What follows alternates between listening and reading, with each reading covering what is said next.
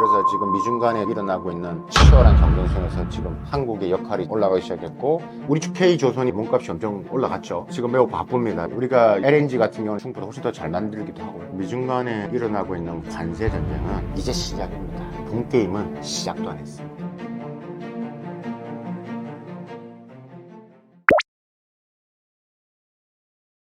미중 간에 여러분 지금 해양 패권을 둘러싸고 있는 일어나는 게 지금 매우 심상치가 않아 보입니다. 제가 칼럼에도 이걸 썼는데요. 미중 간의 선박정대, shipworld 이런 게 있죠. 그래서 미국 국제전략연구소에서도 이제 이런 보고서가 나왔죠. 지금 중국이 이중용도, 그러니까 상선 플러스 함정까지도 해서 지금 이는 이 선박에 제국을 꿈꾼다라는 보고서가 나왔습니다. 근데 결국은 그 내용은 뭐냐면, 우리가 말하는 상선, 그러니까 우리가 국제무역에서 일어나는 국제무역 상선을 했을 때, 미국이 2024년도로 갔을 때 미국이 한 80척 정도, 우리가 물건 실어 나누면 중국이 한 5,500척 갖고 있습니다. 비교가 안 되죠? 예. 그러니까 있는데 지금 이런 부분에 있어서의 뿐만 아니라 이게 함정으로 갔을 때, 그러니까 함정으로 한다 해서 미 해군의 이야기죠. 미 해군 자료를 보더라도 지금 미 해군 조선사가 많을 때는 한 11개까지 있었는데 지금은 태평양 2개 정도 있고 인도양 2개 있는데, 새로운 뭐 군함이나 이런 것을 만들 수 있는 것은 아니고 너무 낡았기 때문에 뭐 지금은 거의 뭐 유지 보수 정도. 미국이 1975년도까지만 해도 세계에서 가장 조선 선박이 1등 국가였거든요. 근데 이게 50년이 지났는데 완전히 상황이 바뀐 거죠. 그러니까 이게 지금 미국 입장에 봤을 때 이건 뭐지? 된 겁니다. 그래서 사실 중국은 계속해서 해양 패권에 대한 관심이, 열정이 있었습니다. 중국도 바다를 끼고 있지만 바다에는 약했습니다. 그래서 이 시진핑에서는 해양 패권, 해양 굴기를 계속 꿈꿔왔었습니다.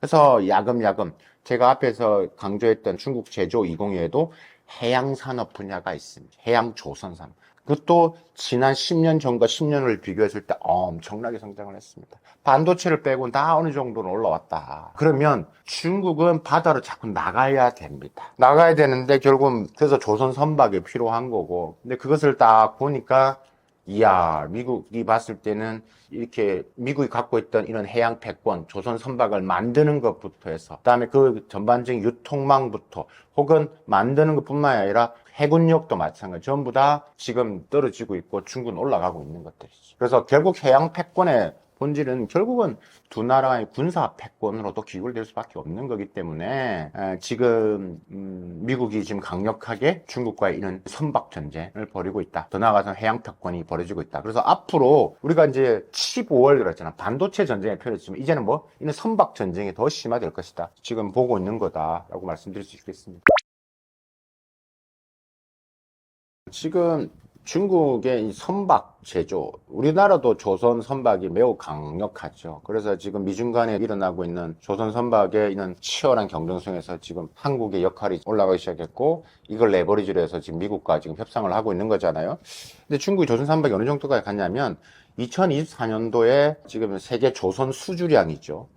데이터를 한번 보면 한 6,580만 CGT, 그러니까 CGT라고 했을 때 표준 화물선 이제 환산 톤수를 이야기하는 건데, 거기에 중국이 한 4,650만 CT 정도죠. 그러니까 신규 조선의 한 70% 정도를 중국이 수주했다라는 거예요. 어마어마한 거죠. 그러니까 우리도 지금 우리나라 조선 산업이 지금 영향을 받았고, 우리 정부도 작년에 중국의 조선 산업이 우리를 추월했다라고 인정을 했거든요. 인정을 했기 때문에 그만큼 중국의 조선 선박의 역할이 뛰어난 거고, 그 상선 부분들은 이미 미국이 한 80척 되는데 중국이 5,500척을 말씀드렸지만, 이 군함 부분도 해군력이 엄청납니다. 그래서 사실 우리가 항모는 아니지만 중국에 있는 해군에 대한 조선, 그다음 해군에 있는 이런 만드는 조선소라든지 이런 여러 가지의 공급망 구조가 중국이 매우 지금 잘 짜져 있는 부분들이고, 그다음에 또 하나가 뭐냐면 중요한 게 이 상선을 통해서 이런 해양 데이터들이 계속, 워낙 많은 배들이 중국 배가 다 흘러가기 때문에 이런 해양 데이터들이 중국으로 많이 넘어가는 것들이죠. 또 그게 또 새로운 하나의 공급망으로서 또 중국이 또 이제 안보의 이슈로서 또 이제 미국이 걱정하는 게 바로 그런 이유. 그래서 이제 중국이 조선의 굴기를 말가라 이런 부분인 것 같습니다. 지금 우리 K조선이 몸값이 지금 MRO 같은 유지 보수하는 부분에 몸값이 엄청 올라갔죠. 지금 매우 바쁩니다, 지금. 그래서 이걸 레버리지로 지금 트럼프 지금 행정부와 지금 우리가 협상을 하고 있는데, 사실 이걸 레버리지 통해서 우리가 협상을 잘해야 돼요. 우리 지금 한국에 했던 이 관세를, 상호 관세를 여러 가지 낮추는 것도 있고 하는데, 우리의 몸값을 가지고 이제 미국에 있는 상선뿐만 아니라 미국의 해군 역량에서 우리가 MRO 사업을 확대할 수 있는 매우 중요한 계기가 됐고, 이거는 정말 반사이익을 매우 강력하게 우리가 받을 수 있는 부분이기 때문에 우리야 초격차 유지를 할 수 있고, 우리나라 조선 배 잘 만들거든요. 그래서 이런 강점을 가지고 있고, 이제 이것을 이제 우리가 이제 아마도 우리 조선 3사가 가지는 역량들이 매우 클 겁니다. 그래서 이런 강점인데, 제가 걱정이 되는 부분은 뭐냐면, 트럼프 2기에서 협상을 할 때 이게 뭐 우리가 기술적으로 뭐 배를 뭐 수리를 하고 MRO 사업을 한다 하더라도 하고 다 좋은데, 트럼프는 그것을 미국에서 만들려고 할 거라고요. 그럼 우리 기술자가 해야 되고요. 이거는 다 넘어갈 수도 있습니다. 그다음에 그거 믿고 이 어마어마한 돈을 가지고 기업이 어떤 돈을 투자할 수 있겠습니까?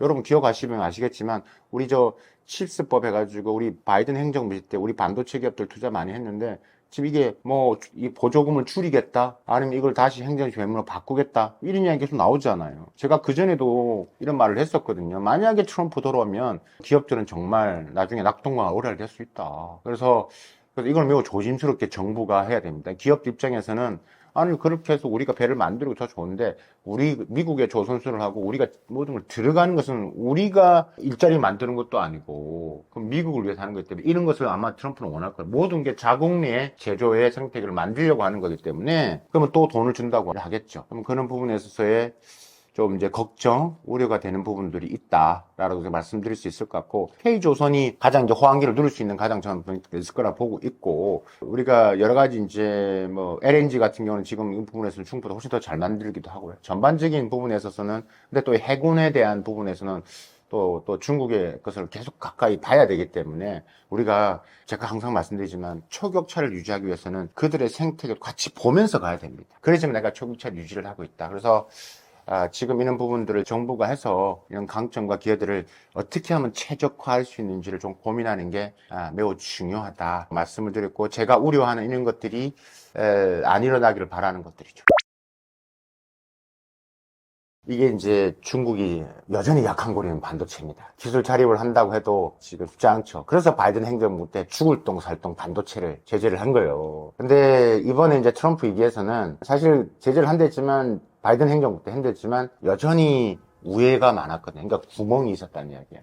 그래서 딥시크도 저는 개인적으로 A100이나 H100을 미리 사두었을 거로 보고, 그래서 만들어진 거다고 생각을 하는데, 일단은 지금 트럼프 위기에서 대중국 반도체 규제는 바이든 때와는 다를 겁니다. 매우 강력할 것 같습니다. 이제 앞으로 이제 중국이 이제 변수인데, 근데 사실 이런 것들이 1기 때 있었으면 중국 반도체 진짜 힘들었을 겁니다. 너무 제가 볼 때 약간 늦었어요. 그런 사이에 화웨이라는 게 나타났죠.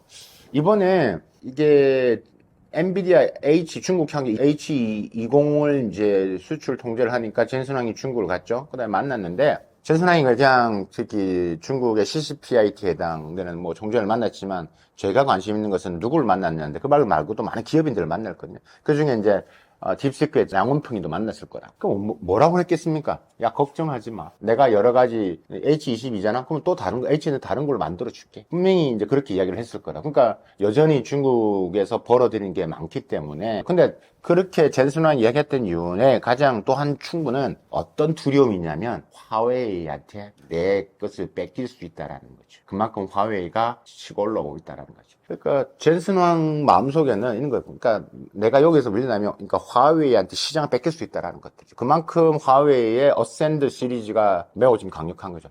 지금 최근에 이제 화웨이가 지금 GPU 어센드 910 뭐 A, B, C, D까지 나온 거예요. 그러니까 A, B, C, D입니다. 더 갈수록 더 고사양이 되는 겁니다. 근데 이게 엔비디아의 800, 그 다음에 어떤 C나 되는 것은 거의 100에 한 6, 70%, A 100에 70%까지 뭐 가능하다라고 얘기를 하기 때문에, 사실 지금 젠슨왕은 조급해질 수밖에 없는 것들이죠. 그러니까 젠슨항은 한편에 있는 속내가 있을 거예요. 미국이 중국을 제재하는 것도 좋은데 시장을 잃을 수는 없고. 근데 그게 제재함으로써 화웨이의 기술력은 점점 올라가고 있고. 그러니까 이런 여러 가지 고민이 분명히 있어요. 그래서 양원폰을 만났을 때 어쨌든가 잡아야 되는 부분들이고 존재감을 이야기할 수밖에 없다라고 생각을 듭니다. 화웨이와 지금 엔비디아 부분에서는 경쟁은 지금 앞으로 매우 치열해질 거고 앞으로 단시간 내에 이제 할 수 있는 게 결국은 뭐냐면 화웨이는 SMIC라는 파운드리 중국의 파운드리와 협업을 해야 되는 거고 그다음에 엔비디아는 여전히 세계 가장 강력한 파운드리 업체인 이 TSMC랑 대만하는 것들이죠. 그래서 여러 가지 이런 협력 구도상 지금 부분에서는 쉽지는 않겠지만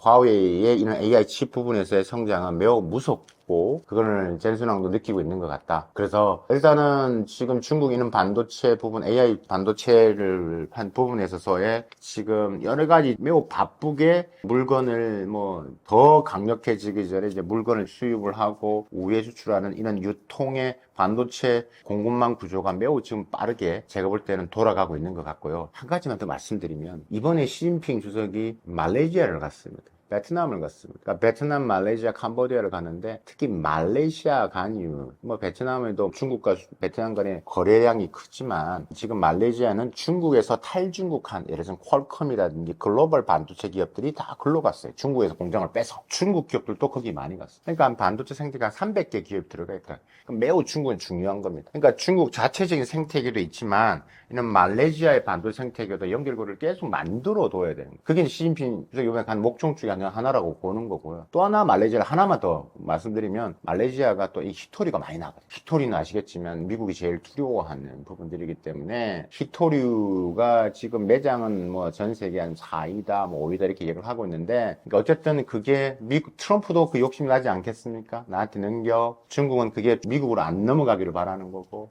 매우 복잡한 함수 관계에서 일어나고 있다. 함수 말씀드리고, 그러니까 반도체 이제 그런 부분에서의 시진핑 주석이 말레이시아에 간 이유도 이제 그렇다라고 말씀드릴 수 있을 것 같고요. 지금 뭐 미국 반도체 협회에서 세미가 자료를 보면 2022년에서 2026년도까지 지금 반도체 팹이 한 109개 정도, 110개가 정도가 만들어지는데 그 중에서 한 70개 정도가 다 중국에서 만들어진다는 거죠. 그러니까 어마어마한 거죠. 그러니까 돈을 쏟아붓는 게 게임이 안 돼요. 그래서 우리가 지금 엔비디아랑 화웨이 이렇게 지금 둘을 놓고 봤을 때 단기적으로는 화웨이가 쉽지 않지만 여전히 조금씩 계속 성장이 갈 것이다.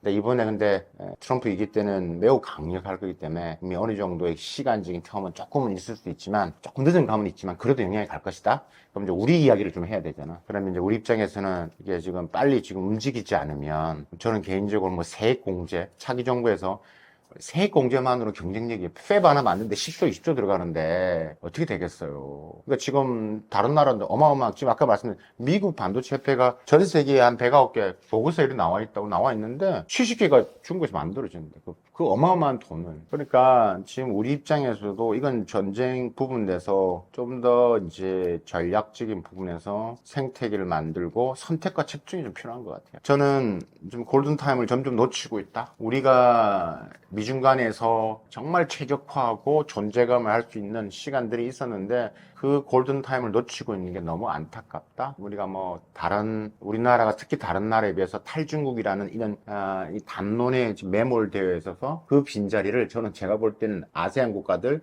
유럽 국가들이 다 차고 들어와 있어요. 중국에서 나오는 탈중국하는 기업들은요, 그냥 원래 탈중국해야 되니까 저렴한 인건비, 신발, 그다음에 의류 이런 만드는 제조기업들 같은 경우는 어차피 미국이 자꾸 때리니까 인건비도 오르겠다. 공장을 베트남, 캄보디아로 옮깁니다. 그러니까 지금 캄보디아 같은 미국, 중국의 신발 만드는 공장들 다 거기 많이 들어가 있거든요. 그렇기 때문에 그 대신 중국에 있는 아까 초격차 제가 계속 강조하는 너희들 뭐 만들고 있어?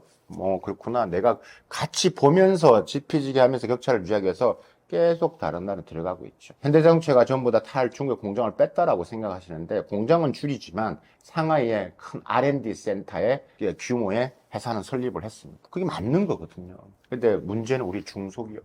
그러니까 이럴 때 우리가 제가 걱정하는 게 이런 우리가 담론에 빠져 있을 때 우리가 초격차를 유지할 수 있는 점점 멀어지는 게 안타까움이 있다. 그래서 지금이라도 선택과 집중해서 차기 정부에서 빨리 이것을 정확한 정책 방향에 따라서 진행하지 않는다라면 저는 정말 중국에는 제조 혁신, 변화, 우리나라 반도체 빼고 얼마 남을까요? 저는 그렇게 많은 걱정과 우려를 하고 있습니다. 사실 요즘 다시 이제 알리바바 테무의 이야기가 많이 나오고 있는데요. 이게 이제 왜 이런 기사가 나오냐면 5월 2일이죠. 뭐 미국이 이런 소액까지 800불짜리 취소하겠다. 이제 시작되면서 이제 직구 플랫폼이죠. 알리바바 테무 쉬인의 제품이 어떻게 보면 이제 미국에 이제 저가로 들어간 게 이제 힘들어진 거죠. 그러면서 지금 이슈가 커지고 있는데 중국에서 미국으로 못 들어가는 제품들이 이제 우회 통로로 이제 한국에 더 들어온다는 이야기입니다. 자, 보세요. 일단 첫 번째는 미중 간의 관세 전쟁으로 해서 저가의 제품들이 지금 쌓여가 있고 어디를 팔 데가 없는 거예요. 그러니까 뭐 여러 가지 물건들이 많이 쌓여 있기 때문에 이걸 어떻게 풀어야 돼요. 그러면 알리나 테무 입장에서는 이것을 또 저가에 사서 그것을 이제 글로벌로 풀 거라. 그럼 플러스 지금 미국에 이제 800불 우리가 말하는 이 채소 면세 제도 자체가 없어지면 이 지금 알리바바나 특히 테무와 시인 플랫폼들이 이제 힘들어지는 거예요. 그러다 보니까 그 제품들이 이제 한국으로 들어오게 된다라는 이야기고, 한국에서 들어오면 두 가지죠. 첫 번째는 한국에 더 많이 이제 이런 플랫폼들 물건이 쏟아질 것이고요. 또 하나 한국을 경유해서 미국, 북미로 가든가 유럽으로 간다라고 우리가 이해를 할 수 있는 것들이죠. 그러면 이제 이렇게 이제 이 직구 제품들이 우리나라에 더 들어오면서 우리나라의 제조와 유통의 생태계는 더 힘들어질 겁니다. 우리가 그 전에 알리와 테무 막 시작할 때 매체에서 보도를 많이 하다가 요즘 참 뜸하고 있는데 다시 이게 이제 이슈가 되는 것은 바로 그런 이유입니다. 미국에 수출 못하는 제품들이 이제 쏟아져서 우리나라 들어올 것이고, 거기에서 우리나라에서 또 이제 택깔이 이른바 바뀌면 또 뭐 미국으로 간다든 다른 나라로 가는. 근데 그게 이제 한국이라는 가장 그들이 봤을 때는 경쟁력이 있는, 여기를 경유해서 간다는 것들이죠. 그래서 이게 이제 어떠한 이제 우리한테 영향을 줄 것이냐라는 것에 좀 고민을 해봐야 될 것 같고, 사실 그뿐만 아니라 글로벌 할리, 이 지금 알리와 테무가 지금 알리바바가 전 세계 한 200개가 넘는데 나가 있고 테무가 90개가 넘는 나라에 지금 진출해 있거든요. 그러니까 그거를 통해서 여러 형태로 이제 이런 제품들이 분산되고 밀어내기 수출은 더 확산될 가능성이 크다. 그러면 그 지역 시장 플러스 이제 이런 공급망을 어떻게, 제가 말하는 이 글로벌 공급망이죠. 이거를 특히 물류 공급망 이거 전략에 따라서 매우 우리가 좀 뭐 역동적으로 돌아가면서 피해를 보는 나라와 또 거기에 이제 제조나 유통의 생태계가 많이 붕괴되는 이런 여러 가지 상태를 좀 더 빨리 우리들한테 보여질 것 같습니다. 지금 뭐 일단 조인트 벤처를 만들었죠. 이거는 뭐 이제 같이 했기 때문에 사실 이것도 매우 전략적인 방법이죠. 그러니까 알리바바가 한국 시장에 들어와서 엄청난 영향력을 키워했고 투자를 많이 했고, 한국에서 제가 볼 때는 앞으로의 알리 버전의 로켓 배송까지 준비를 하기 위해서 물류 창고도 만들려고 저는 계속 이야기를 했던 사람이고, 뭐 그거와 별개로 지금 일단은 어쨌든 그러니까 중국 냄새를 빼기 위해서는 결국은 섞어야 되거든요. 그러니까 지금 G마켓 입장에서는 계속 지금 경쟁력이 떨어지고 있고, 그러니까 우리가 MAU라고 하죠. 이게 먼슬리 액티브 주에서 압도적으로 쿠팡이 많고, 그다음에 알리, 그다음에 테무 이렇게 2, 3위 정도 하는데, 뭐 G마켓은 계속 떨어져 있고, 작년 기준에서 이런 우리 이커머스 플랫폼들이 쿠팡이나 네이버를 제외하고는 대부분 다 마이너스거든요. 그래서 그러니까 이런 G마켓도 지금 서로가 이제 유인을 하기 위해서 했는데, 지금 현역 부분에서는 일단 뭐 50대 50을 하는 부분에서 사업에 이제 여러 가지 적정성을 가지고 진행을 뭐 하고 있는 것으로 보여지고 있고요. 그러니까 서로 간에 뭐 딱 맞는 협업을 했다라고 좀 보여지고요. 앞으로 어떤 사업을 이제 확대를 할 것이냐 부분에서는 우리가 좀 더 지켜봐야 되겠지만, 아마도 이제 좀 더 깊숙이 들어올 것 같고, 사실 이게 우리나라와 뭐 이런 신세계와 알리바바가 합친 부분들이기 때문에 서로 유통의 공룡이 만들어진 거기 때문에 여기서 또 새로운 뭐 M&A 또 사업으로 확장, 그다음에 이커머스의 새로운 이런 유통의 변화를 만들어내면서 저는 여기에 들어가지 못하는 저 좀 한 4위권, 5위권 밑에 있는 이커머스 플랫폼들은 정말 각자 도생하면서 상황이 더 힘들어질 것 같습니다. 그럼 그럴 경우는 우리가 조금 더 추측을 좀 해본다라면 뭐 그런 것들이 나중에 이제 우리가 뭐 이런 매물로 쏟아질 수도 있고, 이런 것들이 저는 걱정이 되는 것들이죠.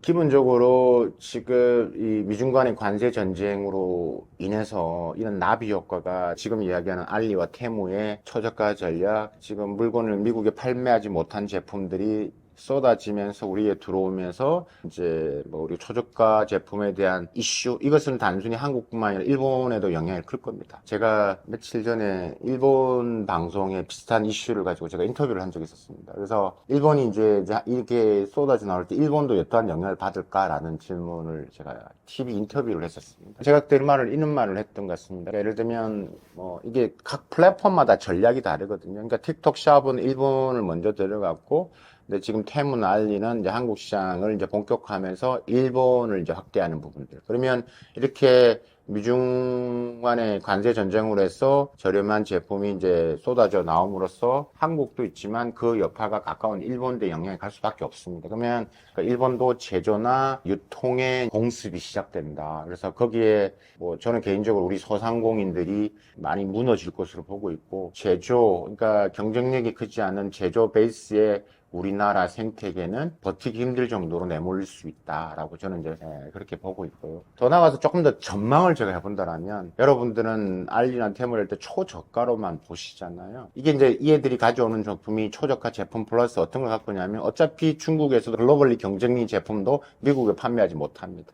그러면 결국은 우회 통로를 통해서 가야 됩니다. 예를 든다면 지금 미국의 뭐 우리나라의 대표적인 뭐 가전기업들, 뭐 LG나 삼성하고 경쟁하고 있는 뭐 이런 메일이라는 가전제품 잘 만들거든요. 그러니까 우리 글로벌 시장에서 항상 우리 경쟁자들입니다. 우리가 입이 딱 벌을 정도 잘 만드는데, 그런 제품들도 이 테무나 알리에 여기를 타고 들어올 겁니다. 그러면 우리가 싼 것만 파는 애들 이렇게 보시면 안 됩니다. 그 위에 쏟아지는 것은 경쟁력이 있는 제품들이 들어옵니다. 그러면 단순히 우리가 중소 제조뿐만이 아니라 우리의 중견까지도 영향을 받을 수 있다는 것을 그림을 그려야 됩니다. 그래서 저는 우리 차기 정부한테 그걸 항상 제가 쓰고 있는 칼럼 중에 있는 건데, 차기 정부가 어떻게 했냐면 지금 이 심각성이 안 도드라 보여지는데, 앞으로 여기에 이제 2, 3년, 3, 4년한테 매우 심각하게 우리의 산업 생태계를 건드릴 거고, 이게 일본까지도 갈 수 있습니다. 그러면 일본도 영향을 받으면 우리가 이거는 또 한국과 일본이 같은 대응을 할 수가 있는 부분들이 있고, 그러니까 이걸 매우 플렉서블하게 유연성 있게 이거 대응하지 않으면 우리 제조 생태계가 힘들 수 있기 때문에 좀 고민할 필요가 있다. 아니면 이 제조 생태계에서 나중에 우리나라 제조업은, 저는 개인적으로 뭐 이대로 우리가 중국을 이해하려고 하지 않고, 중국의 변화, 우리가 아까 중국 제조 2022도 말씀을 드렸지만, AI 이번에 딥시크 보면서 와 이랬지만, 딥시크뿐만이 아니라 조선, 선박, 휴머노이드, 항공, 여러 가지 분야에서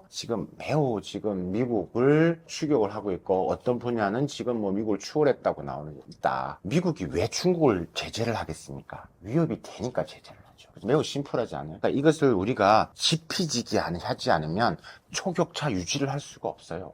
내가 가까이서 얘가 어느 정도 발전했는지 봐야지만 내가 나도 열심히 뛸 수가 있는 거라고. 쟤들은 영원히 안 돼 라고 그냥 끊어버리면 지금처럼 일이 벌어지는 거예요. 지금처럼 나트륨 배터리가 된다고 이렇게 되면 완전히, 이거는 제가 볼 때는 이게 게임이 안 된다니까. 생각을 해보죠. 가격도 더 저렴하고, 이게 리튬 이것처럼 우리가 지금 이해하는 이런 광물 자원이 아니라 그냥 바닷속에 소금을 가지고 만든다고요. 폭발도 안 한다고요. 그럼 어느 거 사시겠습니까? 더 싼데. 여러분 같으면 그거 사시겠습니까? 아니면 폭발도 안 하고 안정성이 있고 더 싼 거를 사시겠습니까? 제가 말씀드리고 싶은 지피지기 해야 된다는 게 중요한 거죠. 그래서 이게 자기 정부에서 꼭 해야 된다라는 말씀을 드리고 싶고, 그래서 이제 이대로 가면 정말 우리나라 반도체 빼고 거의 다 무너집니다. 제가 볼 때 이대로 간다라면 새로운 자기 정부에서 이제 해야 될 일이 많다, 이렇게 말씀을 드리겠습니다.